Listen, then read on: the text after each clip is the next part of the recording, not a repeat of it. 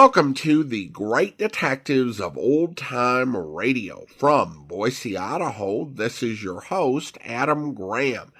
In a moment, we're going to bring you this week's episode of yours truly, Johnny Dollar. But first, I do want to encourage you, if you're enjoying the podcast, to follow us using your favorite podcast software. And also, with spring here and summer not too far behind, it's a great time to pick up your Great Detectives of Old Time Radio t-shirt. We have 4 different designs in multiple styles, as well as various color choices, all available at t-shirt.greatdetectives.net. That's t-shirt.greatdetectives.net.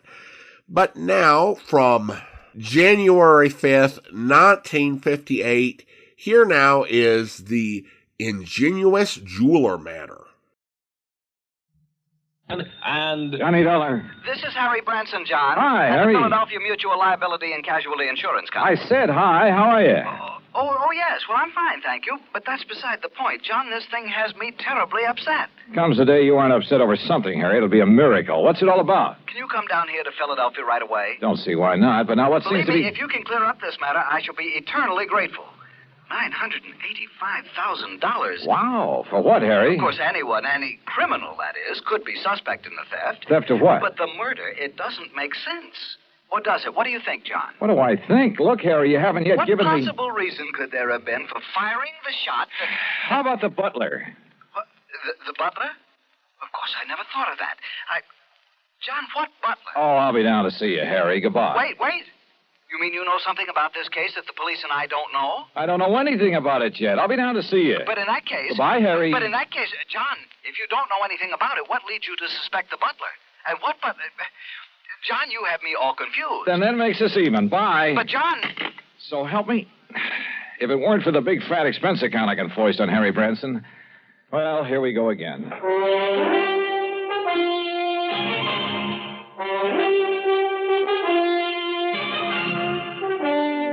Bob Bailey in the exciting adventures of the man with the action-packed expense account. America's fabulous freelance insurance investigator. Yours truly, Johnny Dollar.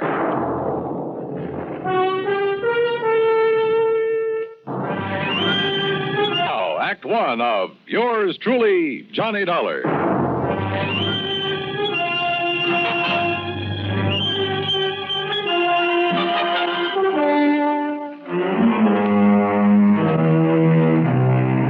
Expense account submitted by Special Investigator Johnny Dollar to the Philadelphia Mutual Liability and Casualty Insurance Company, Philadelphia, Pennsylvania.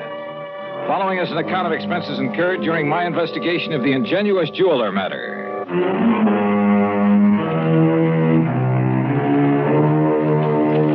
Expense account item 1, $32.70, train fare and incidentals, Hartford, Connecticut to Philadelphia. Cab to Harry Branson's office on Walnut Street. I found him sitting at his desk, his head in his hands.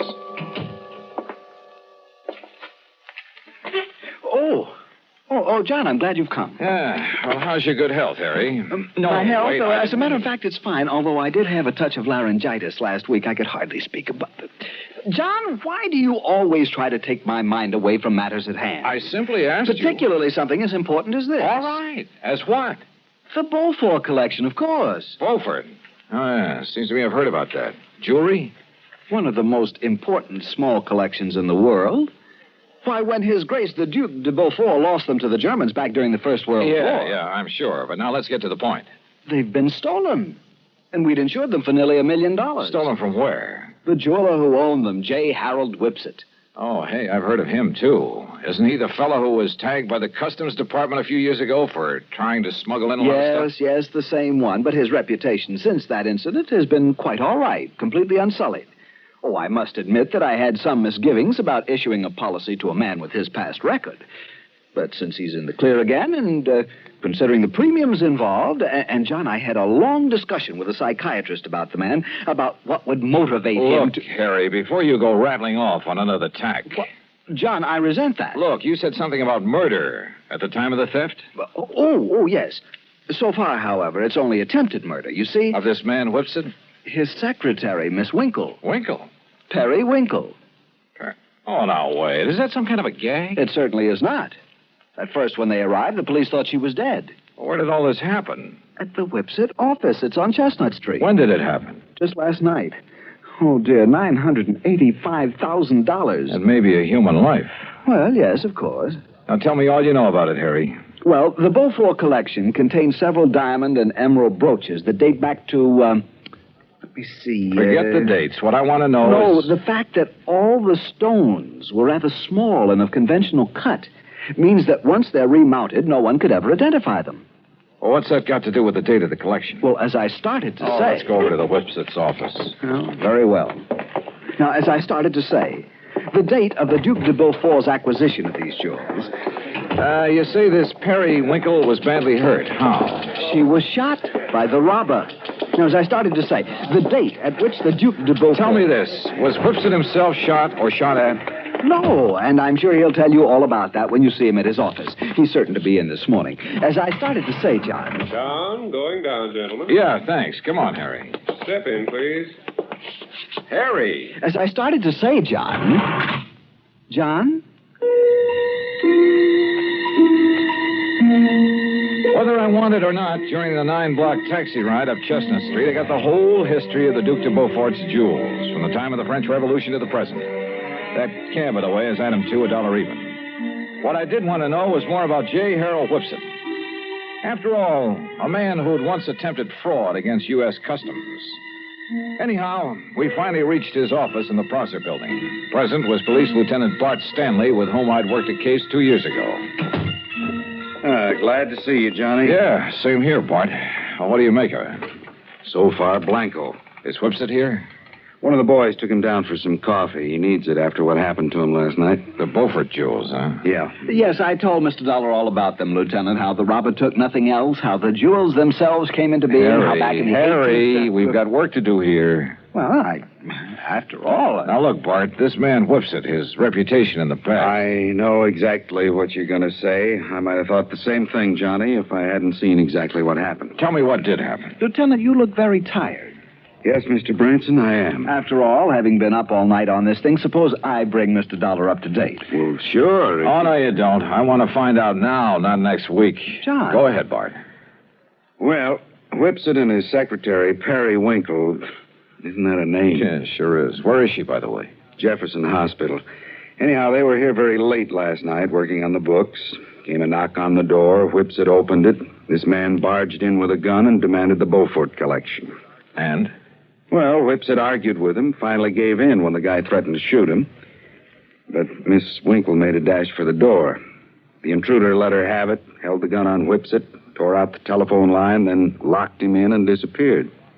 And that's it. Wait a minute. How could he lock Whipsit in his own office? This lock opens from the inside. Mm-hmm. With this, Johnny. What? This little rubber doorstop? That's right. But I don't I'll see... tell you how he did it, and why this little rubber wedge is absolute proof that Whipsit couldn't possibly have rigged this whole deal.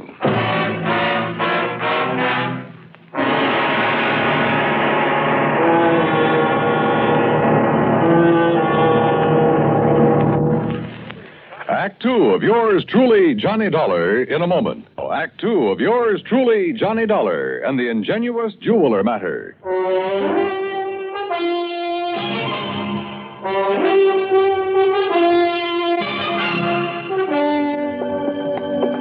Look here, Johnny. This door.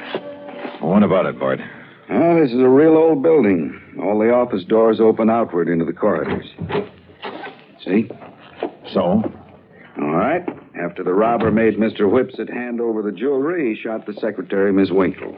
Then he yanked out the telephone, beat it, and slammed the door on Whipsit. But you said locked him in, and I don't see how... Look, with this little rubber wedge. Door opens outward, right? Don't you see, John? Oh, wait a minute. Sure, of course I see, Bart. Sure. He simply jammed the doorstop under the edge of the door from the outside. Sure. So the harder Whipsit pushed against the door, the tighter it jammed. The telephone knocked out. All he could do was bang on the door and holler out the window. That's what tipped you off? The policeman on the beat down on Chestnut Street heard the shot and then the yelling. By a stroke of luck, I pulled up in a prowl car just about then. I see. We came tearing up here and found out how somebody locked Whipsit in his own office. Whoever did it, Johnny, must have cased the joint to know about the doors opening outward. Yeah. Makes any suspicion of Whipsit himself. Well. Yeah, it makes it look a little silly. Anyhow, he was pretty much beside himself, more upset over the girl lying there with a slug in her than he was over losing the collection. Any idea what kind of a gun was used on her? The hospital sent the bullet over to the lab. It was a .38 special. And she was in pretty bad shape, huh? Well, we thought at first she was dead. So did Whipsit. Could he give you a description of the assailant? Yeah, but it's not much help. Could apply to 500,000 men in this big city. What about fingerprints? None. Guy wore gloves. Has the girl been able to tell you anything at all? She was unconscious, Johnny. Has been ever since. I'm afraid it's going to be curtains for her. Oh, too bad. She's over at Jefferson, you say? Yeah, but there's no point in going over there. Even if she came to for only a couple of minutes, she might be able to give us something to go on. What could she tell us that Whipsit hasn't already told us? Well, we're back, Lieutenant. You want Mr. Whipsit to stick around?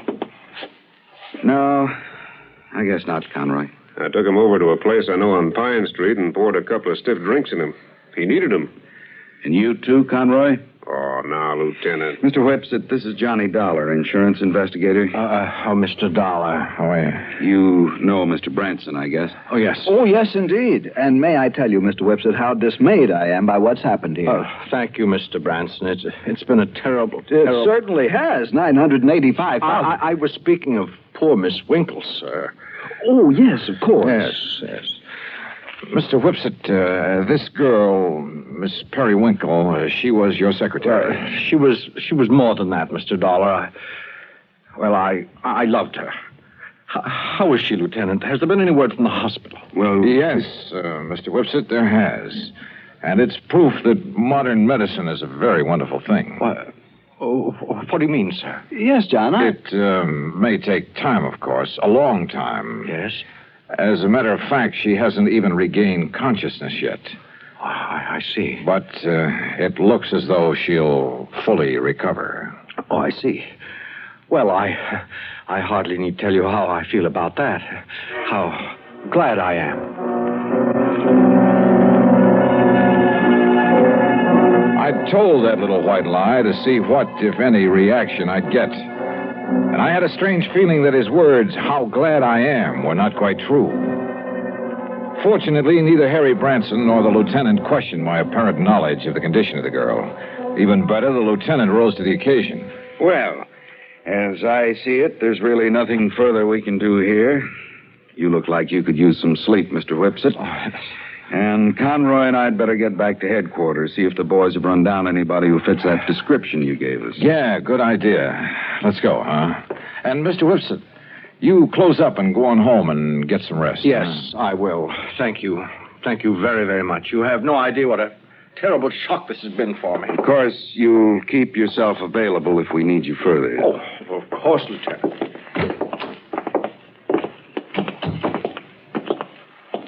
Okay, Johnny, what was that all about? Telling him she'd recover. Yes, John, I almost interrupted. I was afraid you would. That's why I kept talking.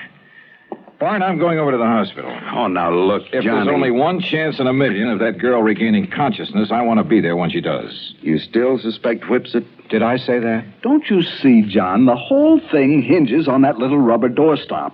On the fact that he couldn't possibly have locked himself in with it. Branson's right, Johnny. Okay, then I won't go over to the hospital. Ring for the elevator, Harry. Oh, surely. John, what will you do? Call him on the phone down in the lobby instead. This is Dr. Kenworthy. This is Johnny Dollar, doctor, insurance investigator. I'm calling about Miss Periwinkle. Oh, yes. I was about to call the police. She's conscious now? She died, Mr. Dollar, less than 5 minutes ago.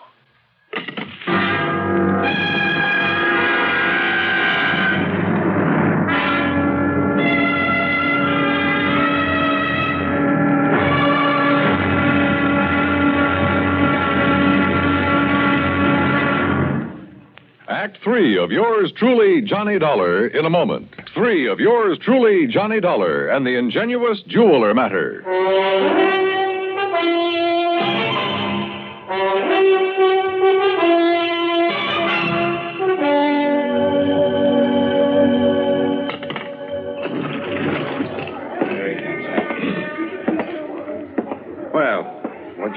from the hospital, Johnny? The girl is dead about 5 minutes ago. Oh, dear. And we've got a killer to track down. Now I'd better get on over to headquarters. I'll phone poor Mr. Whipset. He left the building while you were in the phone booth, John. Bart, have you got a key to his office upstairs? Why, sure, right here. Let me have it, will you? Here. You want me to go up there with you? Why don't you go over to the hospital and see if Whipset shows there? What do you expect to find up in his office, Johnny? I haven't the least idea. Why kid about it? I didn't have the least idea what I expected to find, or even what I was looking for. When I walked into the jeweler's office up on the 8th floor, I picked up the rubber doorstop, the one thing that proved Whipset couldn't possibly have rigged the whole deal. But I somehow felt that if only that little wedge of rubber could talk. Then I noticed a funny sort of burr on one side of it. Just a tiny little rough spot. But it showed me where somebody had pierced a tiny hole through it. Why? After a couple of minutes of rummaging around, I found it. A piece of fine, strong platinum wire, about 2 feet long. A wire that could be carefully slipped through the hole in that rubber doorstop. Well, Mr. Dollar. Well, what are you doing back here, Whipset? If you don't mind my saying so, there was something about your attitude that I didn't exactly care for when you were here with the policeman and Mr. Branson. And when you left them downstairs in the lobby and took the elevator. Oh, I see you found it. Yeah, that's right. It was very smart of you, Whipset. Thank you. Put this rubber wedge on the floor just outside the door with the wire on it leading under the door. Exactly. Then pull the door closed. Then pull the wedge into place with the wire. And the door can't possibly be opened from in here. You've locked yourself in. The more you push on the door, the tighter the wedge holds it. That's right. And you don't forget to retrieve the wire by pulling on one end of it. I suppose those are the gloves you wore when you killed Miss Winkle, so you'd leave no prints. Oh, then she's dead. How fortunate for me.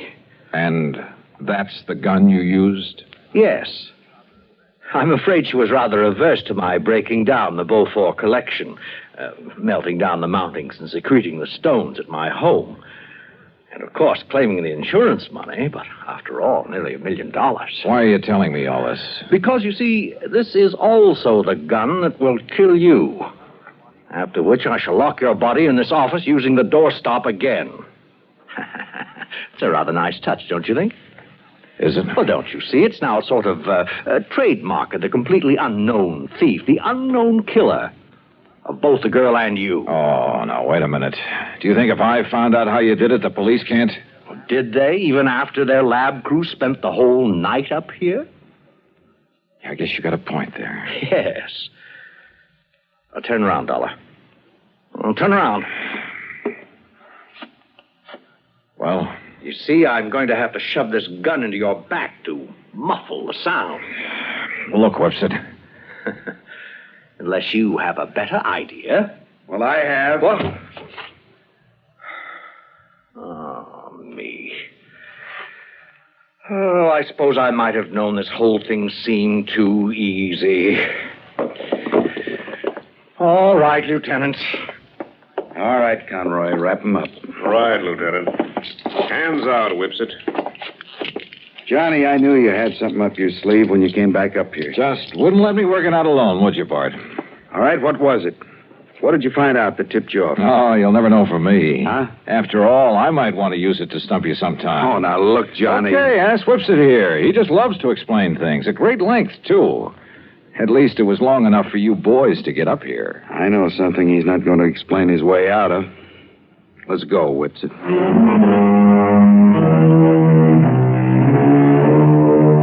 Harry, I think I'll have to figure out some way to pad my expense account even more than usual in cases like this. I mean, where a 38 slug nearly ends up in me. After all, fun is fun, a job's a job, but some of these laddies carry things too far. Come to think of it, I'll have to run down to New York again to appear against Whipset. So, expense account total, including that and transportation back to Hartford and all the incidentals I could possibly think of, $181 even. Yours truly, Johnny Dollar.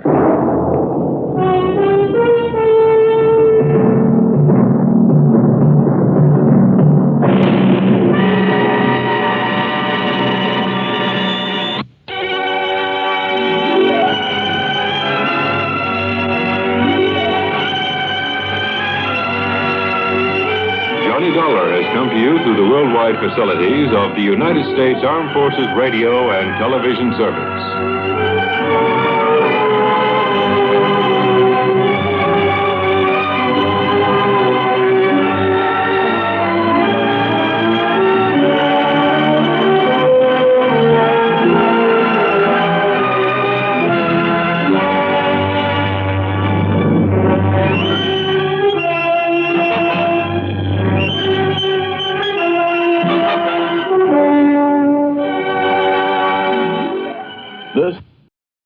Welcome back. I like to be optimistic and think that parents love their children. But then you hear about people like Periwinkle. The gimmick for this episode wasn't bad, but I think everyone was far too blown away by the cleverness of the jeweler's scheme. Even if he hadn't used the piece of wire in the doorstop, the person who did it could have been hired by the jeweler. And that is actually much more likely because the doorstop gag is a weird thing for a robber to do anyway. Having killed Miss Winkle, why would the robber employ a device to keep the jeweler alive and able to identify him? It would have made more sense for the jeweler to come up with some reason for being there before or after Miss Winkle's shift, and then have the alleged robber use the doorstop gag in order to avoid a homicide charge. As it was obvious that the jeweler was lying, even without the title. Also, one of the biggest coincidence saved by the police, and a fairly implausible one. Well, now we turn to listener comments and feedback, and we have a comment regarding the hapless hunter matter on YouTube. Mechanic6682 writes, so a guy gets blackmailed into making his partner beneficiary of a $500,000 life insurance policy and then goes hunting with him? How dumb do the writers have to make these guys? Or do they think their audience are idiots? That's a fair point. He then also writes, Johnny Dollar's my favorite old-time radio show. That being said, I hate that they give us a breakdown of his expenses, but never tell us how much he makes. I would think if he saved the company $500,000, he should make $50,000. Well, I appreciate the comment, and as he found out later after making that comment, he's hardly the first person to ask about this. And he's right that the curiosity is triggered by hearing the expense account, but rarely getting an idea of what sort of fee gets charged. If we didn't hear the expense account, not many people would care what Johnny would make. But throughout the years, a lot of people have been curious just because of the focus on the expense account. There are three main reasons why there's no definitive answer on the show. The first is that this was written in the 1950s and it just didn't go that deep. And kind of the second reason for that, and related, is that it's very hard to actually know. The thing is that in the course of the year, Johnny is working for different insurance companies on different types of cases, using different types of policies, which would tend to have different scales of compensation. Now, you study the writers of Yours Truly, Johnny Dollar, or you look at Jack Johnstone, and you won't find a man among them who was qualified to figure something like that out. I've made my own attempts in the past. He highlighted another episode I recorded back in 2012, where in response to this, I went on to the Bureau of Labor Statistics and found the average wage for insurance investigators.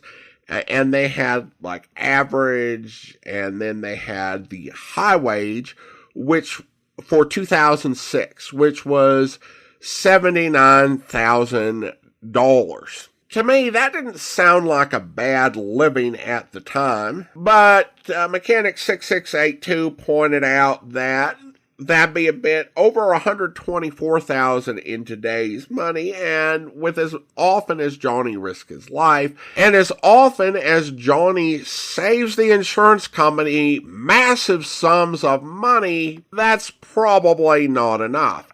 And I think that's a fair comment, but it just illustrates the difficulty of calculating that, because despite my best attempts, you can't compare what Johnny Dollar does to real-life insurance investigators. Security and investigation is a bit of a variable field anyway, but there has never been a real insurance investigator whose work has been anything like Johnny Dollar's. How many insurance investigators in real life get fat fees to go and investigate relatively minor claims for high-value, eccentric clients? It would be odd if it happened once or twice in most investigators' careers.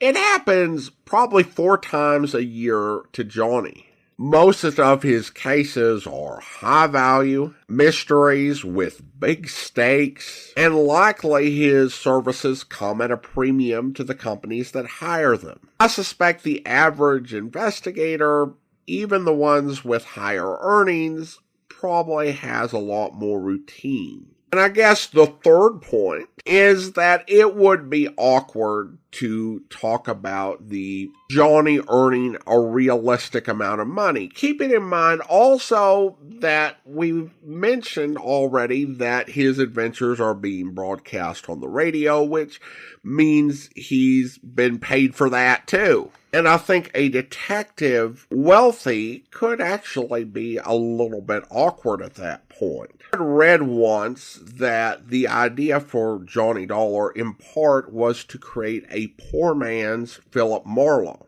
Though I've not read that very much since, and I'm not certain how accurate that was as a motivator. But it is true that Johnny Dollar often borrowed ideas from more hard-boiled detectives, and one of Raymond Chandler's key ideas about what the hard-boiled detective would look like is that he would be a common man, and Chandler wrote, "He is a relatively poor man, or he would not be a detective at all." And so there was that idea in mystery fiction, at least for certain types of detectives. If you weren't Nero Wolfe, if you were a sort of two-fisted hero, it was expected you were not going to be super well off.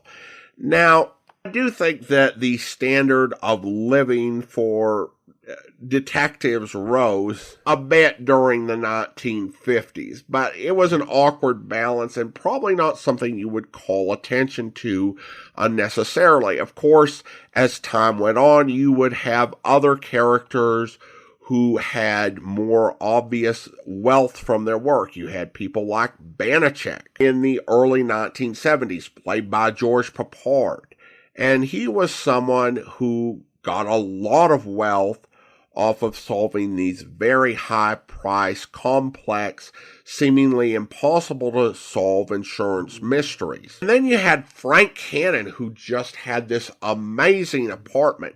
And the way things worked with Cannon is either his cases were pro bono for some friend or poor person who needed it, or he was charging some rich client through the nose so that he could finance his lifestyle and also be able to do the pro bono cases he liked to do.